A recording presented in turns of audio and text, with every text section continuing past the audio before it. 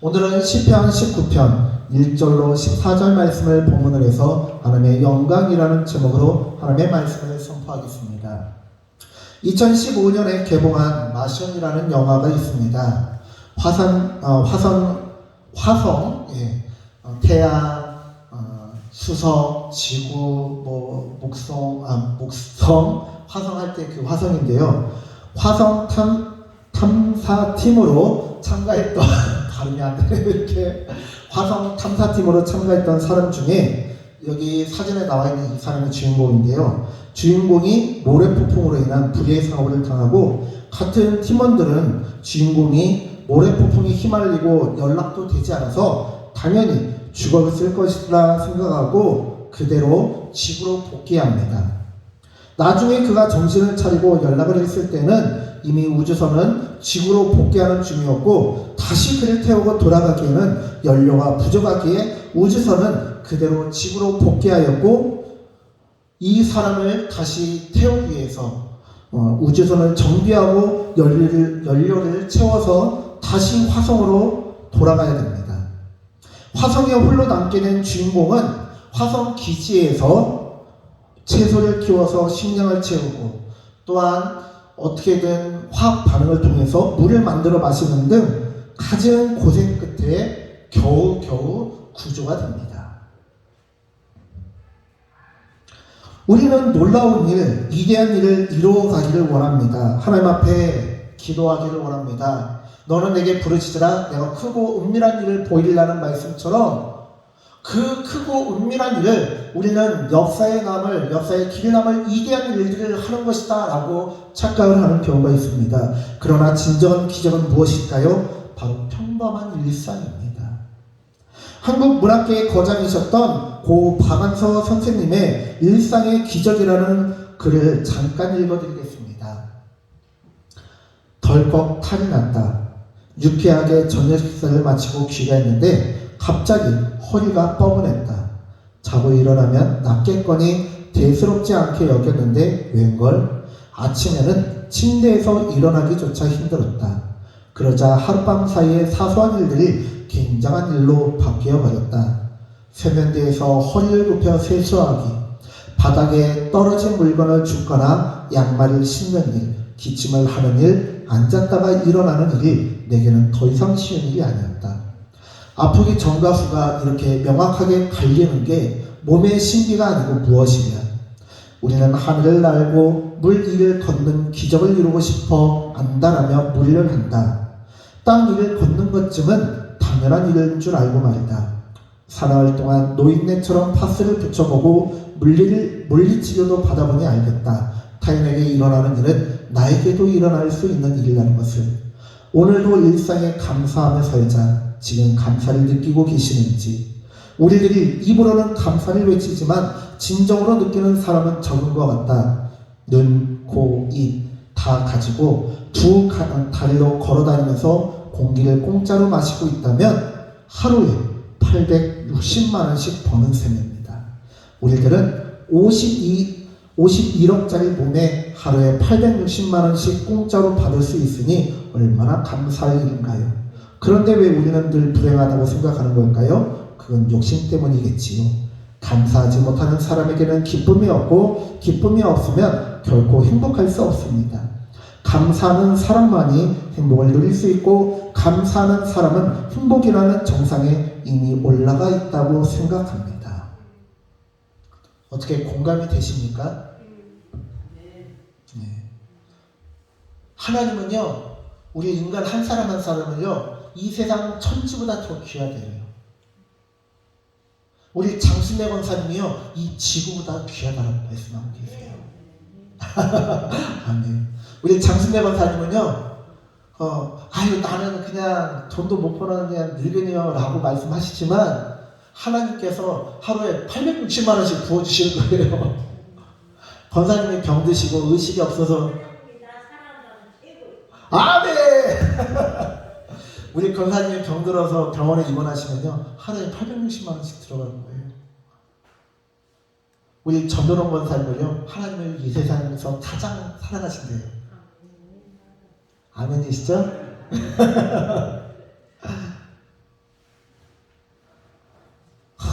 제가 지난주에도 말씀을 드렸지만 코로나 걸려보니까 이 우리가 맛을 느낀다는 것이 얼마나 큰 은혜이고 감사인지 모르겠더라고요.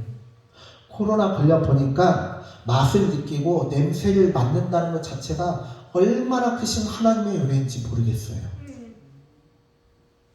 우리 박완서 선생님께서 말씀하신 대로 허리를 굽혀서 세수하고 물건을 짚는 것. 여러분들이 나중에 나이가 들어서 요양병원에서 누워가지고 눈만 뻐끔하시면서 이제 천국 갈 날을 기다리시다 보면 내가 70평생, 80평생, 90평생 하나님께서 나에게 이렇게 귀한 몸을 주셨구나 하는 것이 얼마나 큰 은혜인지를 깨닫게 될 것입니다. 우리가 몸이 아프고 고난을 겪고 고통을 겪을 때 이것이 나에게 큰 은혜구나 하는 것을 깨달을 수 있다는 거예요. 오늘 말씀을 읽어보겠습니다. 1절부터 6절 말씀입니다. 하늘이 하나님의 영광을 선포하고 궁창이 그의 손으로 하신 일을 나타내는도다. 날은 날에게 말하고 밤은 밤에게 지식을 전하니 언어도 없고 말씀도 없으며 들리는 소리도 없으나 그의 소리가 온 땅에 통하고 그의 말씀이 세상 끝까지 이르는도다. 하나님이 해를 위하여 하늘의 장막을 베푸셨도다. 해는 그의 신방에서 나오는 신랑과 같고 그의 길을 달리기 기뻐하는 장사 같아서 하늘 이 끝에서 나와서 하늘 저 끝까지 운행하며 그의 열기에서 피할 자가 없도다. 하나님께서 행하신 놀라운 일들의 기초는 무엇이냐? 바로 이 우주를 창조하시고 운행하신다라는 거예요. 진화론자들은 물리학자들은 그냥 이 세상이 자연스럽게 스스로 그렇게 됐다라고 얘기해요. 말도 안 되는 소리죠. 자, 여기에 이쁜 난이 있고 이쁜 꽃이 있고 화분이 있어요. 그런데 이런 식물들을요 지금 과학자들이 만들 수 있을까요? 아니 그냥 꽃 씨앗에서 유전자 조합을 하고 그런 거 말고요. 여기 이 꽃도 원자 배열에 의해서 염화칼슘이라든지 아니면 나트륨이라든지 마그네슘이라든지 그런 철분이라든지 여러 가지로 구성되어 있고 그런 것들을 분석해 놓은 표가 있잖아요. 근데 그걸 가지고 새로운 꽃을 창조할 수 있겠냐고요. 과학자들 못해요. 기존에 있던 걸 가지고 유전자 조합을 한다든지 변화를 줄 수는 있어도 원자를 가지고 새로운 식물을 만들거나 동물을 만들 수는 없어요. 최첨단 과학기술과 지식을 가지고도 무엇인가 새로운 생명을 부여하는 일은 불가능하다는 거예요. 그런데 온 우주가 자연스럽게 그렇게 된다? 세상에 그것보다 허무맹랑한 이야기가 어디 있겠습니까? 그런데요, 더 놀라운 것은 무엇인지 아세요? 그것은요, 바로 갈대와 같은 사람의 마음을 하나님께서 바로잡아 주신다는 거예요. 감동을 주신다는 거예요. 변화를 주신다는 거예요. 하나님께서 천하보다 귀한 영혼들에게 율법과 교훈을 주셨고 하나님께서 주신 그 율법과 교훈은요 사람의 마음을 변화시키며 소성시키고 지혜를 주신다고 합니다. 사람의 마음을 기쁘게 하시며 눈을 밝게 하십니다. 사람은 절대 본인의 허물을 볼 수도 없고 깨달을 수도 없습니다. 남들의 티는 발견해도 본인 눈 속에 있는 들보를 깨닫지 못하는 게 바로 연약한 인간의 본성이고 당연한 거예요. 그렇기 때문에 우리가 살고 있는 이 세상이 끊임없이 다툼과 분쟁이 끊임없이 일어나는 것입니다. 그런데 하나님의 말씀은 우리 인간을 변화시킨다는 겁니다. 얼마나 놀라운 하나님의 은혜입니까? 7절부터 13절의 말씀을 살펴보겠습니다. 여호와의 율법은 완전하여 영혼을 소성시키며 여호와의 증거는 확실하여 우둔한 자를 지혜롭게 하며 여호와의 교훈은 정직하여 마음을 기쁘게 하고 여호와의 계명은 순결하여 눈을 밝게 하시는도다. 여호와를 경외하는 도는 정결하여 영혼까지 이루고 여호와의 법도 진실하여 다 의로우니 금 곧 많은 순금보다 더 사모할 것이며 꿀과 송이꿀보다 더 달도다. 또 주의 종이 이것으로 경고를 받고 이것을 지킴으로 상이 크니이다. 자기 허물을 능히 깨달을 자 누구리요? 나를 숨은 허물에서 벗어나게 하소서. 또 주의 종에게 고의로 죄를 짓지 말게 하사 그 죄가 나를 주장하지 못하게 하소서. 그리하면 내가 정직하여 큰 죄가에서 벗어나겠나이다. 아멘. 우리가 누리는 모든 것은요, 절대 당연한 게 아니에요. 우리가 머물고 있는 지구만 해도 태양계의 수십 개의 행성 중에서 오직 지구만 생명체가 있습니다. 그뿐만 아니라 우리가 은하수라고 하는, 은하계라고 하는 수를 셀 수 없는 그 무수한 행성들, 수십조, 조 단위 이해가 뭐예요? 만 단위 이해가 억이고, 억 단위 이해가 조고, 조 단위 이해가 경이잖아요. 경 단위 이해가 해고, 그 단위 또 조예요. 그런데요, 그 무수한 행성 중에서 생명체가 살고 있는 것은요, 드물고요. 지구처럼 문명을 이룬 지성체가 있는 행성은 눈을 씻고 봐도 찾을 수가 없습니다. 외계인이 있을 수도 있지만요, 거의 우리는 발견할 수도 없고 알 수도 없어요.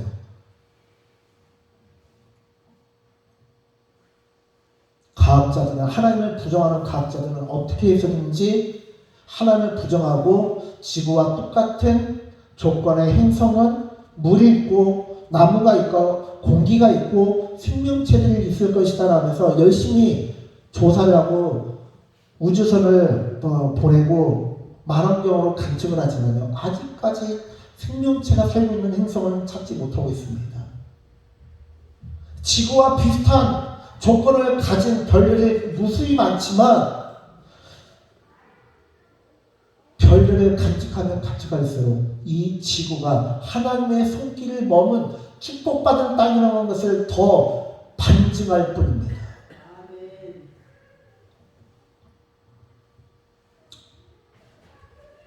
지구가 위험될수록 우리가 먹고 마시던 각종 먹거리와 물, 공기가 당연한 것이 아님을 깨닫습니다.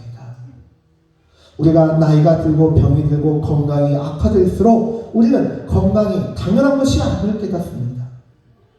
우리는 이태원 참사와 같은 참사와 사건, 사고의 뉴스들을 접할 때마다 평범한 일상이 당연한 것이 아님을 깨닫습니다.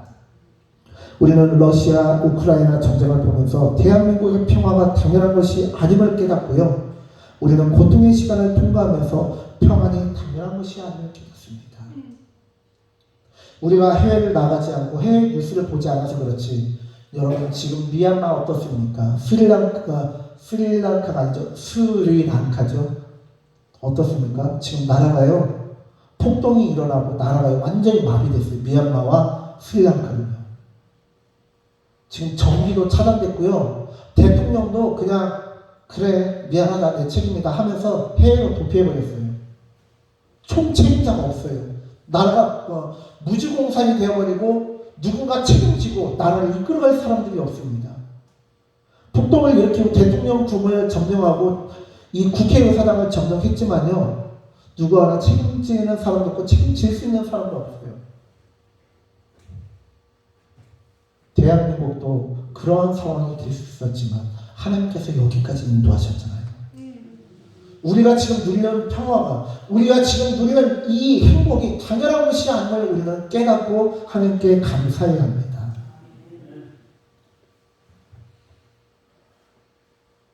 거기에서 더 나아가서 우리가 기적을 경험하는 것이, 기적을 경험하는 것보다 기적을 경험하지 않고도 평범을 경험하는 것이 더 큰 은혜임을 믿으셔야 합니다. 우리가 암에 걸렸다가 치유되는 것보다요, 암에 걸리지 않는 게 더 큰 은혜 아니에요?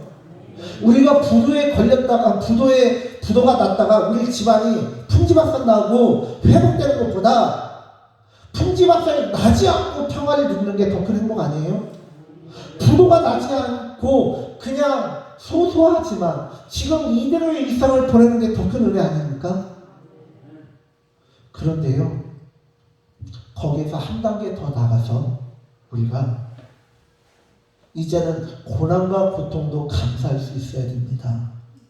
성경의 무수한 이인들은요, 고통과 시련에도 불구하고 어려운 환경에도 불구하고 성공한 것이 아니다라고 말합니다. 그들은 한결같이 무엇이라고 외치냐면요, 고통 때문에, 시련 때문에, 환난 때문에, 공고함 때문에 성공할 수 있었고 성숙할 수 있었다라고 고백합니다. 누가 그러죠? 요셉이 그럽니다. 형님들이 나를 팔아넘긴 것이 아니라 하나님께서 이 일을 이루셨고 인도하셨습니다. 형님들이 나를 팔아넘겼기 때문에 우리의 가정이 살고 이 나라가 살고 이 세계의 사람들이 살 수 있었습니다. 다윗이 말하죠. 사울 때문에 내가 왕이 될 수 있었다. 다니엘이 말합니다. 내가 포로로 끌려갔기 때문에 내가 총리가 될 수 있었다라고 말합니다. 그렇기 때문에 다니엘의 세 친구들은 무엇이라고 얘기합니까? 불구덩이 앞에서 타죽을 위험 가운데 있음에도 불구하고 그들은 하나님께서 우리를 구원하실 것을 믿는다. 그러나 그리 아니하실지라도 하나님을 신뢰하고 내가 죽음을 맞이한다 할지라도 하나님을 배신하지 않고 영광 올려드리며 나는 죽음을 맞이할 것이다 라고 다니엘의 세 친구들은 말할 수 있었던 거예요. 그래서 시편 19편의 시인은요, 마지막 14절에서 하나님께 이렇게 고백할 수 있었던 것입니다. 다 같이 합독하시겠습니다. 나의 반석이시오 나의 구속자이신 여호와여, 내 입의 말과 마음의 묵상이 주님 앞에 연락되기를 원하나이다. 아멘. 시편 19편의 시인은요, 하나님께 어떠한 입술의 고백과 마음의 묵상을 올려드렸겠습니까? 원망과 불평 대신 감사와 찬양과 영광을 올려드리지 않았겠습니까? 이렇게 하나님의 크신 위엄과 하나님께서 행하신 일들, 하나님의 무한하신 그 사랑과 그 은혜를 체험하고 경험한 사람들이 올려드리는 이것이 하나님께 영광이 된다는 것입니다. 두려움과 공포로 인한 경계가 아니에요. 경탄과 감사로 인해 마음에서 우러나오는 사람들의 찬양과 고백이 하나님의 영광인 것입니다.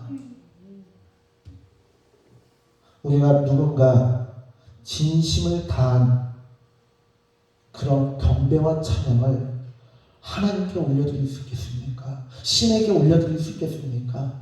그것은 오직 하나님만 가능하다라는 거예요. 많은 종교가 선행 혹은 자신의 깨달음을 통해서 스스로를 구원하고 스스로가 신의 이치까지 올라가고자 합니다. 그런데요, 하나님의 자녀들은요, 그럴 필요가 없어요. 우리는 이미 육신을 지니고 있지만 이미 신의 자녀이고 이미 하나님의 자녀다라고 말씀하고 계십니다. 하나님의 자녀들인 우리는요, 하나님께서 베풀어 주신 은혜 가운데 머물고 있고 살아가고 있다는 거예요. 우리가 할 일은 무엇이냐? 하나님의 이디하심을 더 깊이 깨달아 알고 더 넓게 깨달아 알고 그것에 감탄하면서 영광 올려드리며 살아가는 것이다라는 거예요.